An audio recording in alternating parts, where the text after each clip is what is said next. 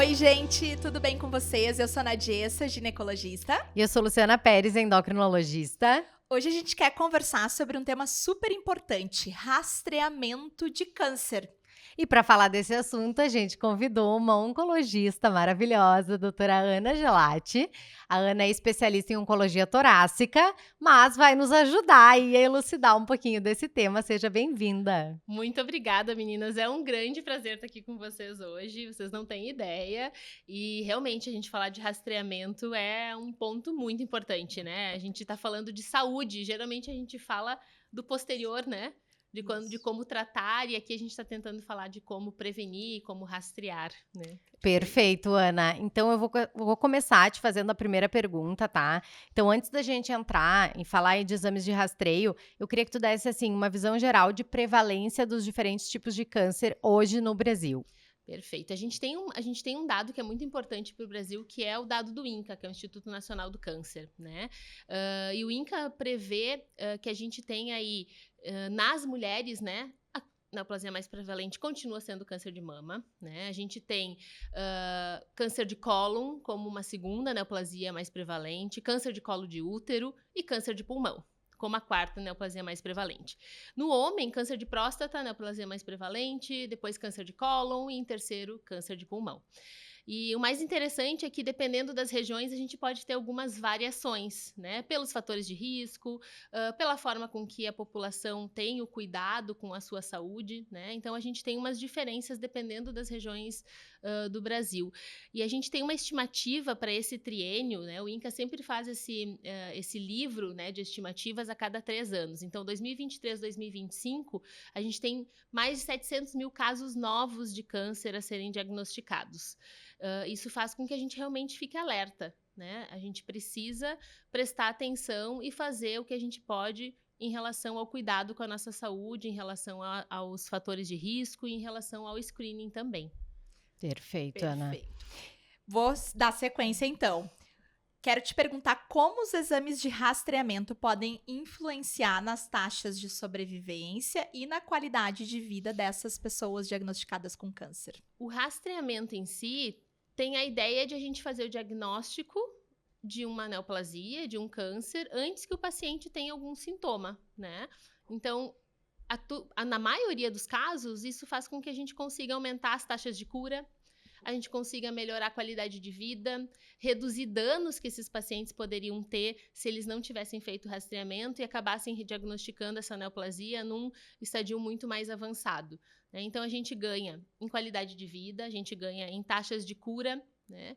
E também eu acho que quando a gente consegue fazer com que a população esteja mais cuidando mais da sua saúde, né? A gente faz com que mais pessoas saibam do que está acontecendo, a gente consegue divulgar melhor as taxas, quais são as neoplasias que têm rastreamento, porque muitas delas ficam escondidas, né? A gente sabe que câncer de mama tem rastreamento, que câncer de próstata tem rastreamento, e o resto? E o resto, né? Perfeito. O resto a gente não, muitas vezes a gente não presta atenção.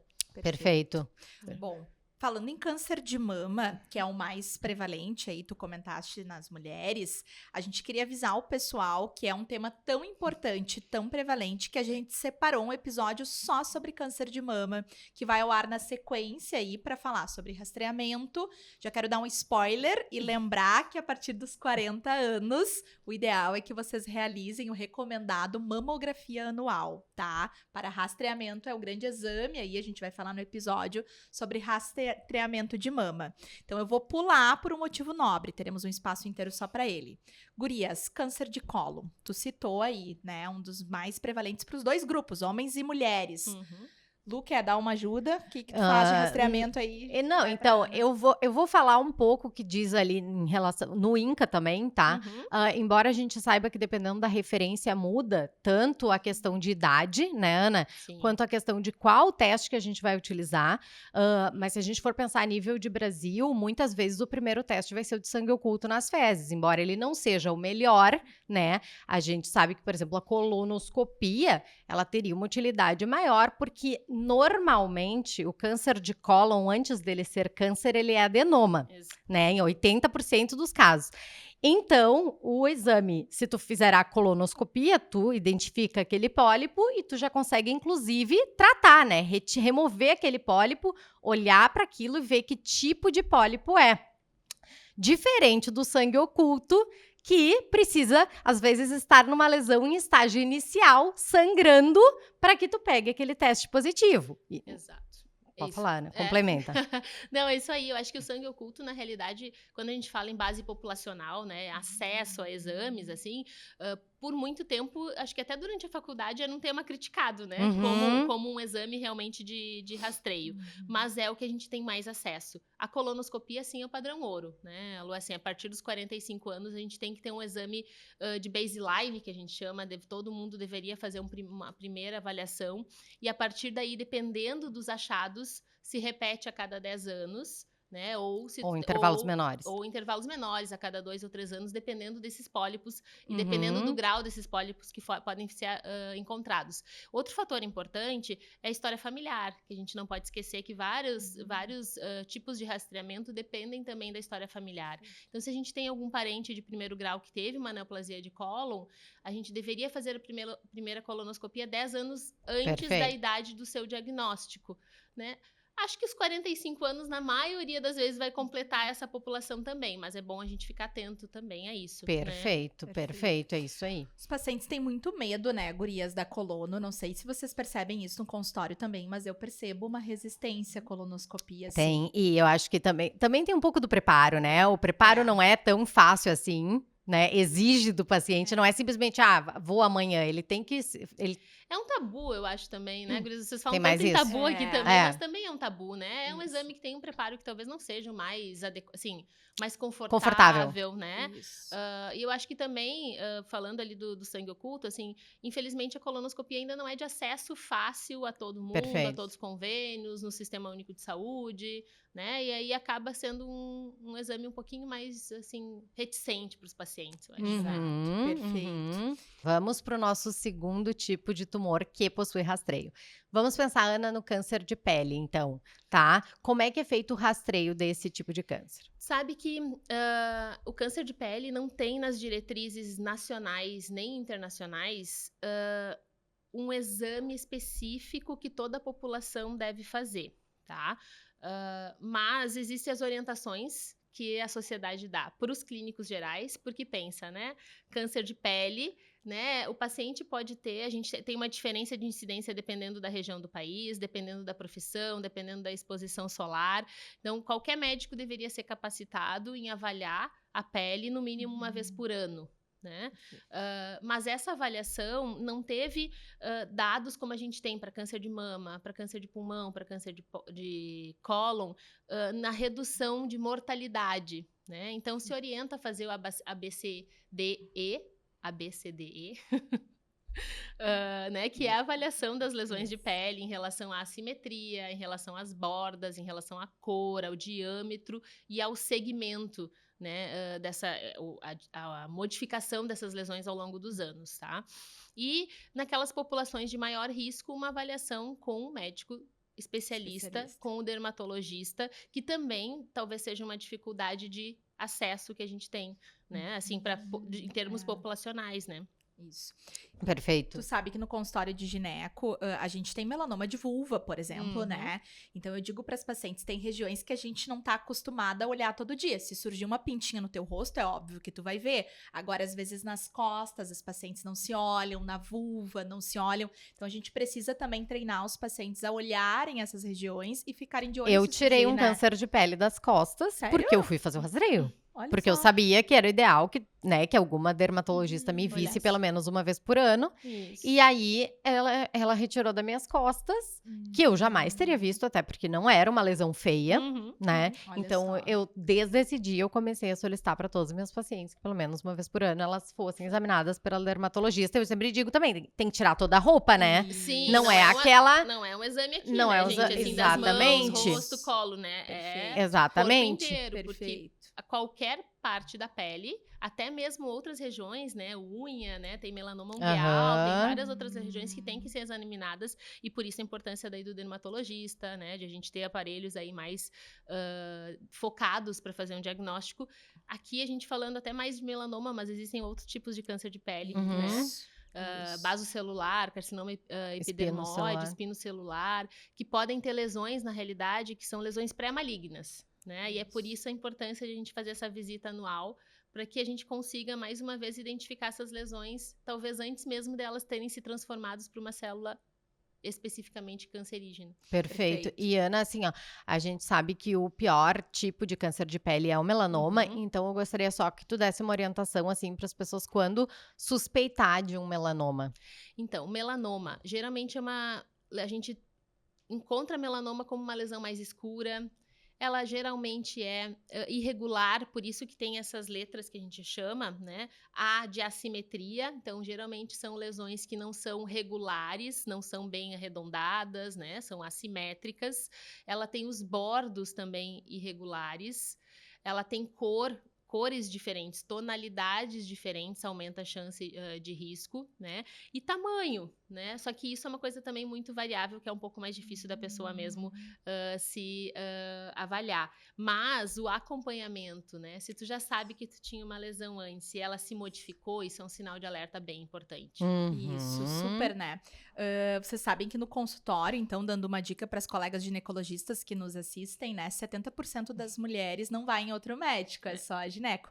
A gente tem que olhar. Às vezes eu chego na salinha de exame, a paciente tá deitada, eu falo, não, senta, eu quero examinar tuas mamas sentada primeiro, quero olhar tuas costas, ver se tem, né, alguma pintinha diferente. Então, durante o nosso exame, a gente tem que estar atenta, assim, passando raio-x e encaminhar para o especialista se for necessário. Sabe que teve uma campanha, se não me engano, ano passado, que eu achei super interessante, que foi com profissionais de beleza.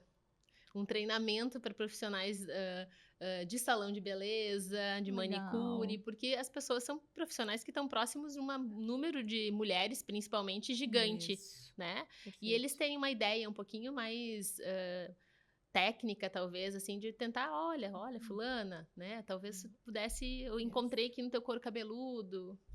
Porque também é uma região que a gente... Sim, que a gente não enxerga, né? E tem que ter um olhar atento, né? Eu tive uma paciente que tava ficando com um boy, um crush novo, dermato, tá? E aí ela olhou, disse que eles estavam lá, uma lesão no braço. E ela falou, essa tua lesão mudou? E ele falou, sim, cresceu. E ela disse... Ela no consultório, ela tirou ela já fez ela teve um crush um paciente. Tu tem noção que o boy, olha a sorte do cara, né? Foi ficar com a guria diagnosticou melanoma. Era melanoma? Melanoma. Meu Deus, salvou a vida dele esse crush. Eu brinquei.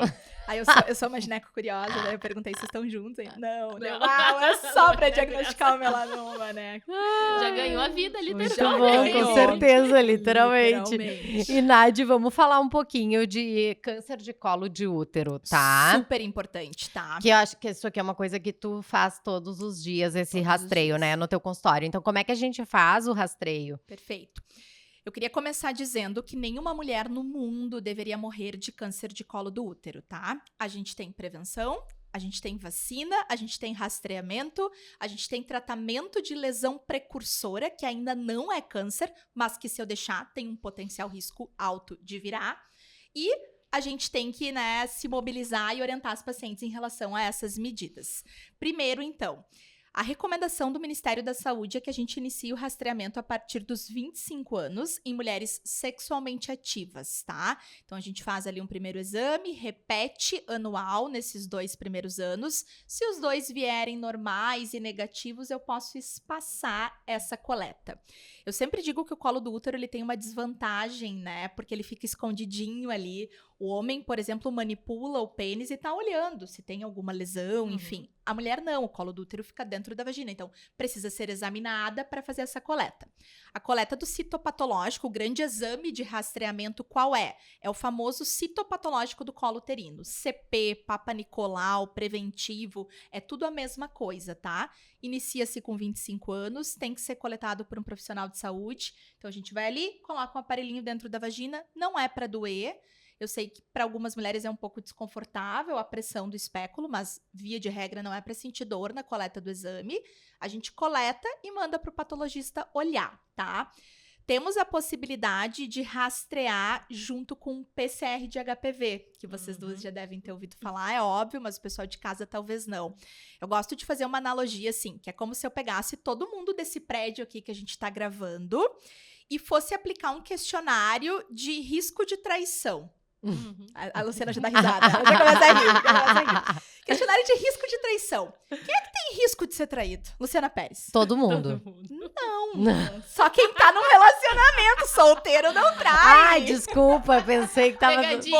Pegadinha. Tu não corta, tu deixa esse pedaço. Mas realmente, gente, todo mundo tem risco de ser traído, tá? Mas quem tá num relacionamento. Pra ser traído tem que estar no relacionamento. Sim. Tá Aqui certo. é a mesma coisa. Quem é que tem risco de ter câncer de colo do útero? Quem tem HPV, que é o grande vírus aí relacionado. Então, o PCR de HPV, ele separa o grupo que não tem o vírus do grupo que tem o vírus. Muito então, bom. ele é um exame que nos auxilia a olhar para quem tem risco de ter.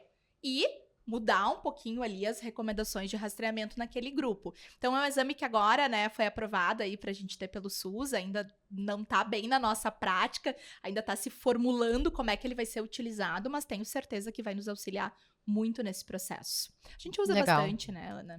Não, e que felicidade ver essa evolução do colo do útero com a Muito. vacina, né? Com a disseminação disso e talvez, assim, com a preocupação que a gente tem que ter também de fazer com que as pessoas procurem os postos de saúde, procurem as instituições para que as crianças sejam vacinadas, né? Sim. Super importante. Eu acho que a gente tem que falar de vacina também, vou dar um reforço. A gente já citou aqui em outros episódios a importância da vacinação do HPV, mas assim, a gente tem uma vacina que previne câncer, e é a vacina do HPV. E não é só câncer de colo do útero, eu tô falando de homens também, orofaringe, pênis, Todos relacionados ao HPV, né? Todos os relacionados a HPV. Então, o melhor momento de vacinar é dos 9 aos 14 anos. Essa vacina, ela tem de graça na rede pública de saúde. Então, levem as suas crianças e adolescentes no posto de saúde, tá? Vocês vacinarem agora não vai significar que vai antecipar a atividade sexual de criança e adolescente. Não é esse o objetivo. O objetivo é o melhor momento de imunidade que eles têm para fazerem anticorpos que vão prevenir de câncer. Então, tem que vacinar. Na rede privada de saúde, a gente tem a vacina nonavalente, desde o ano passado, disponível do Brasil. Então, quem tem dinheiro, condição financeira, faça a nonavalente. A gente tem por bula até 45 anos. Eu vacino muita mulher adulta, porque eu acho que a gente falha muito em vacinar criança e adolescente, então a gente tem que resgatar. Acabo indicando bastante a vacina. E acho que a gente tem que trabalhar para nenhuma mulher morrer de câncer de colo do útero no nosso país, né? Verdade. Super importante. Agora vamos pro chão da Ana. Vamos pro rastreamento de câncer de pulmão, né, Ana? Quais são os métodos disponíveis para a gente detectar câncer de pulmão em estágio inicial? Agora o olho chega a brilhar, né? Ah, Ainda mais que a gente tá no agosto branco agora gravando, né? Mas enfim, bom. O câncer de pulmão acho que acaba sendo, assim, patinho feio da história, né? Muitas vezes, meninas. Principalmente porque ali uns 80% dos pacientes diagnosticados tem relação com o cigarro, com o tabagismo, que é algo tão difícil hoje, né? De a gente continuar lutando contra. Mas câncer de pulmão tem rastreamento. Não é um rastreamento invasivo, é rastreamento com tomografia de tórax. Não é uma tomografia de tórax normal, uma tomografia de tórax com baixa dosagem de radiação. E quem deve fazer, né? Todos os pacientes que têm, ou todas pessoas, na realidade, né, que fumam uma carteira de cigarro por dia há 20 anos, 2 carteiras de cigarro por dia há 15 anos, ou seja, que tem uma carga tabágica de 20 maços ano, e que tem entre 50 e 80 anos, devem fazer um exame anual de tomografia, com baixa dose. Só que aí entra toda outra questão, né? A gente está num país endêmico para várias outras alterações, várias outras infecções. Então, a gente vai ter inúmeros achados nas tomografias que não são relacionados ao câncer de pulmão, né? E aí, a gente precisa ter uma equipe, né, e uma estrutura por trás para que esse paciente possa ser aconselhado. A gente não encontrou nenhum nódulo, nada que seja suspeito para câncer de pulmão, mas pode-se encontrar várias outras doenças que ele precisa manter o segmento, né? Então, hoje, câncer de pulmão, para quem é tabagista, assim, atualmente apenas temos guidelines para quem é tabagista, né? Mas muitos estudos ainda já em andamento, inclusive na Ásia, né? Fazendo rastreamento para quem nunca fumou, para mulheres que nunca fumaram. Então, cada vez mais a gente está aprendendo. E eu acho que o cigarro talvez nos incomode um pouco nisso, porque a gente tem uma dificuldade de disseminar mais esse conhecimento, né? Difícil. E, Ana, quem começou a fumar cedo, assim, a gente sabe, né? Eu tô no consultório agora com uma pandemia de vape, assim, bizarra. Eu tenho um paciente de 16 anos que dorme com o vape embaixo do travesseiro, assim. Isso é muito triste, né? Horrível. Isso é muito triste porque o Brasil ainda é, gente, referência internacional pela nossa política anti-tabaco. Né? Se fala muito do que se conseguiu, a gente teve uma redução muito grande, era mais de 20% da população que fumava, a gente chegou em certas fases abaixo de 10%. Hoje, a nossa média é em torno de 12% da população fumando, também tem com variações conforme região do país, né? Mulheres 9%, homens 15%, e infelizmente aqui no Sul quase igual mulheres e homens, né? E o vaping, assim, eu tenho um cuidado muito importante sobre isso, porque eu realmente acho que é um fator de risco gigante para várias outras doenças pulmonares, e a gente esquece muitas vezes que ter doenças pulmonares é fator de risco para ter câncer de pulmão. Então, isso está acontecendo em massa, né, Nádia? Assim, os adolescentes, os adultos jovens usam o cigarro eletrônico como se fosse algo completamente inofensivo. Isso. Né? E assim, em qualquer lugar, é bonito, né? Tem um aroma, Cheirinho bom. tem um cheiro bom, Isso. né? E pensando que na realidade não é nem a venda não é nem legalizada aqui no Brasil, né? Que loucura, né? E mesmo assim a gente tem um impacto tão grande. Então eu acho que realmente isso é muito preocupante, muito preocupante. E quem começa cedo, assim, tipo essa galerinha adolescente aí que tá com cigarro eletrônico, alguma recomendação? A recomendação, a gente tem, assim, eu acho que a gente precisa se aproximar. Saber outras formas, assim como vocês estão aqui hoje tentando se aproximar, né, de uma outra parcela da população e trazendo informação assim útil, a gente precisa se aproximar dos adolescentes de uma forma mais efetiva, né? Porque não vai ser só na recriminação, né? Mas a gente precisa fazer com que eles entendam que isso é um fator de risco, sim. Eu acho que o tempo de tabagismo no geral, não falando de cigarro eletrônico agora, independente se começou muito cedo ou não, né? Ele aumenta. Quanto maior o número de anos, maior o número de cigarros fumados, maior o risco de câncer de pulmão. Só que, geralmente, quem começa a fumar cedo são aquelas pessoas que têm um tempo de tabagismo muito longo, né? E eu acho que o vaping, em alguns países, ele veio como uma forma de redução de danos, né? Eu realmente não acredito nisso. Eu acho que ele acaba propiciando a tu se aproximar de outras fontes, assim, de risco mesmo, né? Perfeito, perfeito. E quais são os sintomas, assim, que a pessoa tem que prestar atenção, por exemplo, pensando em câncer de pulmão, porque é um dos mais prevalentes, né? O que é um sinal de alerta para quem não fez o rastreamento para ir constar? Tosse, perda ponderal, né? Hemoptise, tosse Fala o que com que é sangue. perda ponderal, o que que é hemoptise, porque o público é leigo, amiga. Tosse, gente, tossir com a saída de sangue, né? Perder peso, uma perda de peso não programada, sem dieta, nem isso, dor no peito, né? Só que, infelizmente, o câncer de pulmão demora para se manifestar, né? E é por isso que aí, gente, a maior parte dos pacientes acabam diagnosticando com uma doença metastática avançada. Perfeito. Né? E, Ana, a gente tem bastante estudante de medicina também aí dos anos iniciais nos ouvindo. Como é que tu solicita essa tomografia? Porque tu comentou que a radiação é mais baixinha. Como é que tu coloca na solicitação? Tomografia de tórax com baixa dose de radiação para rastreamento de câncer de pulmão. Perfeito. Né? E assim, idealmente, assim, se o paciente não puder ter acesso a um pneumo, a um onco, ou uma equipe que faça isso, né? Pelo menos olhar aquele laudo com mais critério, assim, e poder pedir ajuda, né? Porque talvez a gente fala muito, né? A gente tem feito uma campanha de falar sobre rastreamento de câncer de pulmão para outras especialidades também. Para cardiologista, para ginecologista, para endócrino, para geriatra. Porque esses pacientes, eles não estão no consultório do oncologista, né? Alguns até estão no consultório do pneumo, mas a grande maioria ou vai uma vez por ano no cardiologista, ou vai na gineco, né? Ou vai no endócrino, que realmente também é uma especialidade muito procurada, e a gente precisa muito da ajuda de todos Sim. para poder melhorar isso. Perfeito. Não, excelente. Uma coisa que é bem legal, posso falar? Claro. É que quando a gente fala, geralmente rastreamento, assim, fica super em voga mama, cólon, e a gente não percebe, defendendo o meu campo, né? Porque a gente às vezes não se dá conta de quanto a gente tem redução de mortalidade quando a gente faz o rastreamento, né? Isso E aí, é para cólon, por exemplo, a gente tem uma redução de em torno de 15%. Para câncer de pulmão, 20%. Para câncer de mama, é menos em mortalidade. Só que, claro, é o câncer mais prevalente. Não, sim. né? Tem que continuar sendo feito, né, de forma nenhuma. Não é para fazer, mas é para entender que como os outros também são importantes, né? Perfeito, perfeito. Tá, e Nadi, eu vou entrar, assim, eu sei que a gente tem um episódio inteiro sobre câncer de mama, mas aquela pessoa que tá com preguiça, ela não quer assistir todo o episódio de câncer de mama, ela só quer saber do rastreamento do câncer de mama. Então, conta pra nós quais são os métodos mais comuns pra gente rastrear, Perfeito. tá? E a partir de que idade que a gente começa? Perfeito. Então, assim, a gente tem 2 recomendações diferentes. A que a gente mais utiliza nos nossos consultórios e no dia a dia é a recomendação de rastreamento da Federação Brasileira de Ginecobstetrícia, da FEBRASGO, e da Sociedade Brasileira de Mastologia, que é iniciar com uma mamografia anual a partir dos 40 anos de idade. Então, a partir dos 40, a gente faz a mamografia, é o grande exame de rastreamento. Às vezes as pacientes perguntam, né, mas eu posso fazer a ecografia no lugar da mamo?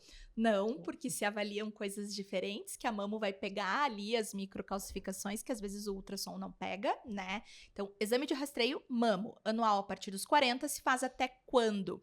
Até que a expectativa de vida daquela mulher seja maior ou igual a 5, 7 anos, tá? O último guideline ali que a gente falou na nossa imersão, 7 anos, já foi 10, reduziu. Hoje a gente vive aí com saúde, né, e com autonomia até perto do 100. Já teve um episódio sobre isso? Já foi publicado? Como viver até os 100 anos. Mas é verdade, a gente tem uma expectativa de vida muito superior, né? Isso, então, exatamente. A gente vai adaptando as nossas recomendações. Né? Isso. Então, rastrear até que essa expectativa de vida seja, né, nesse limite aí que a gente falou. Isso a gente tá falando para a população de risco habitual, tá, gente? Mulheres de alto risco, mutação, história familiar importante, enfim, outros fatores que vão colocar um alto risco nessa mulher, a gente inicia o rastreamento antes dos 40, às vezes, tá? Aqui é todo mundo do risco habitual. Mamas densas, eu brinco que são aquelas mamas da mulher jovem, né, que é cheia de glândula, que tu pega a mamografia e é toda branca. Um ultrassom ou uma ressonância, algum exame adicional pode ser acrescentado nesse rastreamento para a gente olhar um pouco melhor essa mama que é mais branquinha, tá? Mas pensando em câncer de mama, rastreamento, basicamente isso. Perfeito. Tá?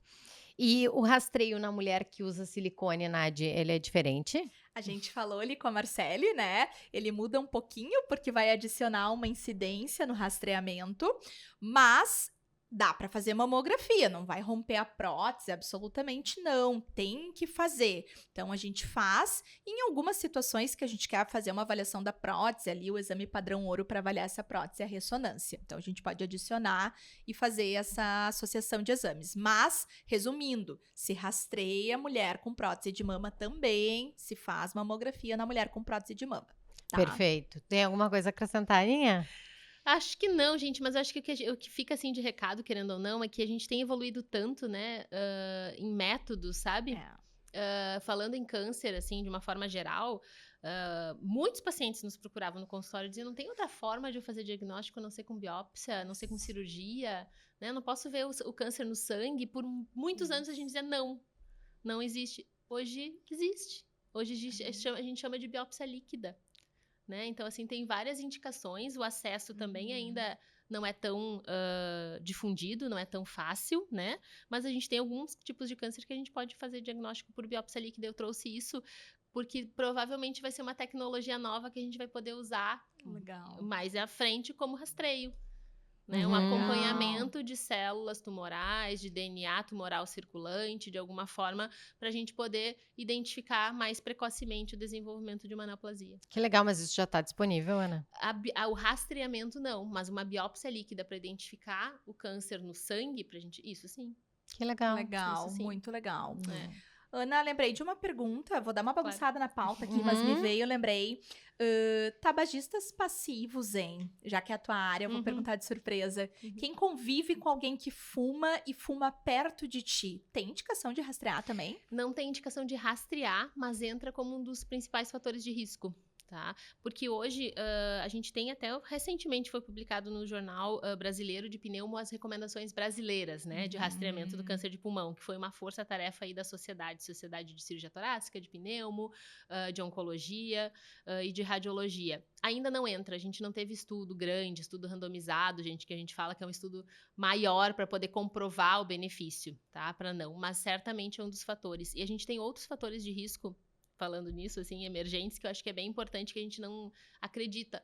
Hoje, a gente tem cientificamente comprovado que poluição é fator de risco para câncer de pulmão, né? Asbesto, que era uma coisa mais antiga, né? Exposição ambiental em meio ao trabalho, e às vezes a gente acaba nem se dando conta que isso também pode estar nos prejudicando, né? Então, mas tabagismo passivo aumenta sim o risco de câncer de pulmão, mas a gente ainda não tem rastreamento. Perfeito, perfeito. Bom, gurias, vou trazer pra minha área, câncer de ovário. Ah, sim. Nosso calcanhar de Aquiles, né? Dentro da ginecologia, da onco também, acredito. Porque é um tumor que, na maioria das vezes que a gente diagnostica, tá ali em estágio avançado. Né? E, infelizmente, a gente não tem método de rastreamento eficaz para reduzir mortalidade. Então, solicitar ultrassom, um marcador tumoral, por exemplo, o famoso CA-125. Que é o que eu vejo muito no consultório. Eu vejo muita solicitação de marcador tumoral sem nenhuma indicação, né, Ana? Sim, isso é o terror dos oncologistas. Não, meu também. Eu odeio ver isso. Porque pode aumentar a chance, várias coisas podem aumentar. E, na realidade, às vezes, tu tá com o exame ali alterado e a gente não tem o que fazer, não tem nem muitas vezes o que dizer pro paciente, né? E agora, o que eu faço? Então, eu vou atrás de quê? E a ansiedade aí gerada por um exame, talvez, que não tivesse indicação, fica para...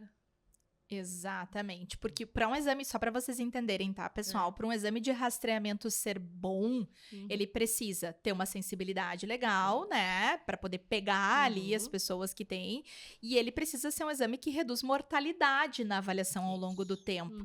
E os estudos que a gente tem avaliando esse marcador tumoral para câncer de ovário, por exemplo, e o ultrassom especificamente, não reduziram mortalidade. Então, falo isso com dor no coração, tá? Eu queria que realmente rastreasse e tivesse. Isso. Exatamente, mas evidência aí de rastreamento, nenhum guideline sugere. Mas quem sabe logo, né, Nádia? De repente, daqui a um tempo, né? Porque a gente ficou tanto tempo fazendo raio-x de tórax que também não servia pra nada, né? Sem nenhuma incidência e hoje as coisas mudaram. Exatamente, como a medicina dinâmica, que bom, né? Aproveitando o teu gancho, Nádia, né, que falou que o câncer de ovário não tem rastreamento, eu também queria falar que o câncer de tireoide não tem rastreamento, que é outro exame que eu vejo sendo solicitado à torto e à direita, sem nenhuma indicação. Exato. Tá? Então, também não existe essa indicação de rastreio.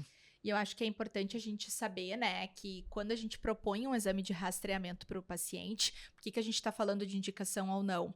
Um exame que não é bom para rastrear, ele pode aumentar muito a chance do exame vir alterado por outra coisa. E aí eu gero um perrengue na vida desse paciente. Porque às vezes vai ir para uma cirurgia que não precisava e que não é isenta de risco, vai ir, né, para uma crise de ansiedade, uma crise de pânico aí por causa do exame que a gente vê nos nossos dias. Né, ou às vezes um procedimento menos invasivo, mas que também não é isento de riscos, né? Biópsias, enfim, ou às vezes biópsias recorrentes, né? De ficar acompanhando, às vezes, uma avaliação, uma alteração de exame de sangue que a gente não encontra nada, assim, do ponto de vista sistêmico, nos outros exames de imagem, não tem nenhuma alteração, né? A gente não encontra nenhum nódulo, nada. Eu vou te fazer, Ana, uma pergunta que eu fiz pra Marcele também, porque é bem dia a dia de consultório, tá? Como é que tu orienta teu paciente, quando ele tá com medo de fazer exame? Aquele que não quer achar, sabe?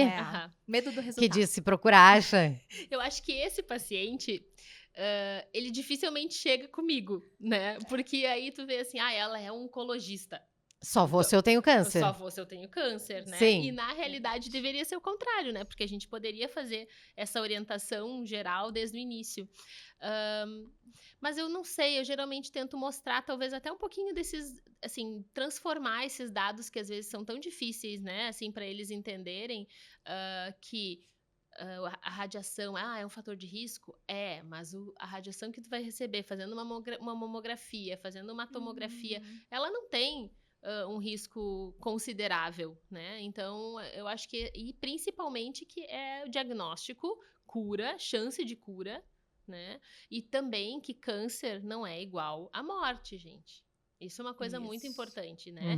E isso não é só para a população em geral, gente. Isso é para a população médica também, né?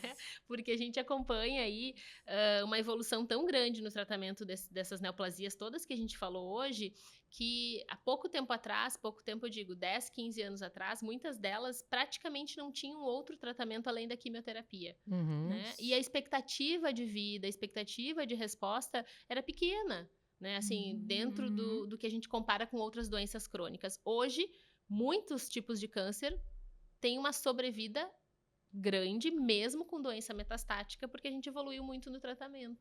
Então, quanto antes a gente diagnosticar, mesmo que seja de uma forma mais avançada, melhor a chance dessa pessoa continuar vivendo. E acho que é outra coisa que eu gosto de usar no consultório, que é assim, é só um pedaço da vida da gente, né? Por mais difícil que ele seja, quando a gente faz o diagnóstico de um câncer, tem todo o resto, né? Tem a nossa família, tem o trabalho, tem o lazer, e muitas vezes é tão pesado no dia a dia que as pessoas esquecem de todo o resto.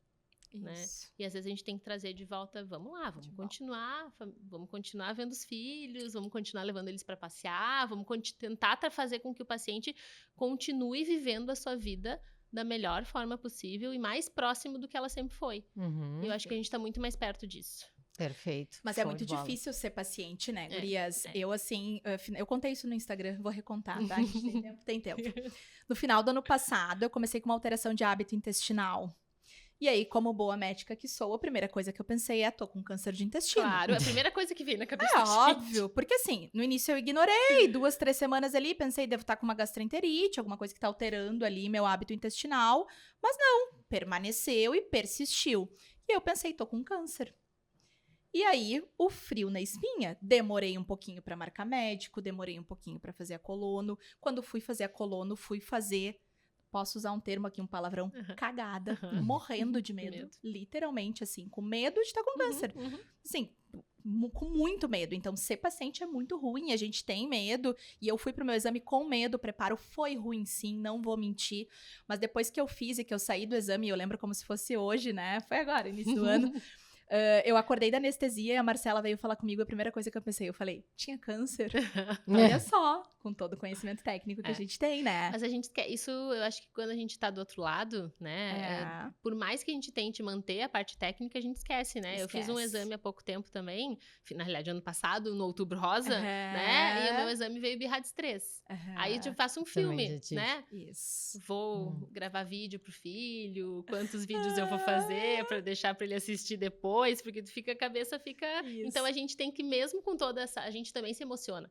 A gente também tem medo, né? Total. E a gente precisa daí, acho que com o conhecimento, tentar mostrar para os pacientes qual é a melhor via, né? Isso. Qual a melhor forma de encarar tudo isso. E a gente fica mais empática também quando a gente passa, né? Porque eu pedia colono com uma tranquilidade, assim, ó. Passava a caneta e tá aqui a colono. Agora eu já explico um pouquinho mais, nos humaniza, né? Importante. É isso aí.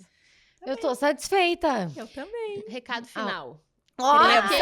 Era o que eu ia perguntar. Queremos muito. Tem recado final? Tem recado final. Acho que a gente tem que voltar e dizer o que a gente pode rastrear, né? Vamos lá, então revisa. Então, assim, câncer de mama tem rastreamento, né? A Nadi falou, pacientes a partir de 40 anos devem fazer mamografia, inicialmente uma vez por ano. Acho que esse é o recado geral. Perfeito. Isso. Colo de útero, gente, não é à toa que o exame ficou chamado como preventivo. Né? Colo de útero tem prevenção, então não deixe de ir no seu ginecologista. Câncer de pulmão, apesar das pessoas não saberem, na maior parte das vezes também tem rastreamento. Por enquanto, para quem fuma, mas provavelmente muito em breve a gente vai ter outras indicações para outros, mesmo para pacientes que nunca fumaram, né?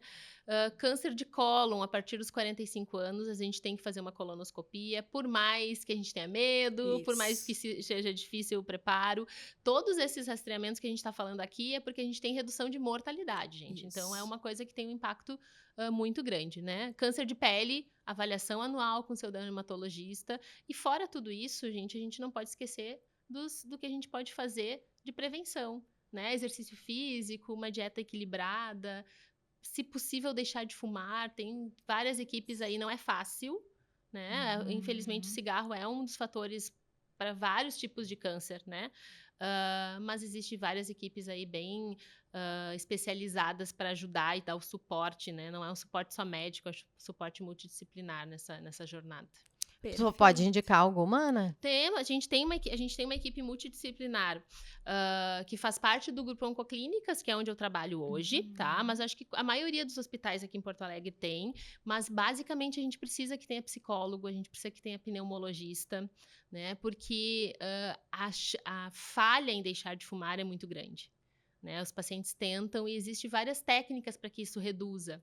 Escolher uma data, fazer uma consulta adequada, né? Uma consulta de 10 minutos, né? Quase que uma consulta muito longa para entender o que está relacionado ao cigarro, porque é um vício, mas tem vários outros gatilhos associados ao tabagismo, né? E a gente precisa entender com mais detalhes isso para que a gente consiga ser mais efetivo, assim. Perfeito. E aí a pessoa encaminha, só para os nossos profissionais de saúde saberem, Podem encaminha para lá, como é que solicita Podem essa procurar equipe? a equipe de tórax, tá? Que aí a gente tem, não é só para câncer de pulmão, gente, não é isso, mas é porque é onde a gente tem mais os pneumologistas envolvidos, né? E eles podem fazer o primeiro atendimento para orientação para parar de fumar. Bem legal. Ana, muito obrigada pela tua participação. Foi maravilhoso. Foi muito bom. Tá, obrigada, eu que agradeço. Acredito vocês são que fantásticas. vamos ajudar muitas mulheres Tomara, aí. isso aí. Lembrando que a gente só falou de rastreio em mulheres, tá? A gente não Isso, falou próstata, isso. porque Não, a gente tá, né? O nosso programa, foco. ele é destinado para mulheres, né? Isso, episódio de utilidade pública, tá? Então, muito bom. Isso aí. Muito obrigada. Obrigada, Ana. Obrigada, gente. Até a mais. próxima.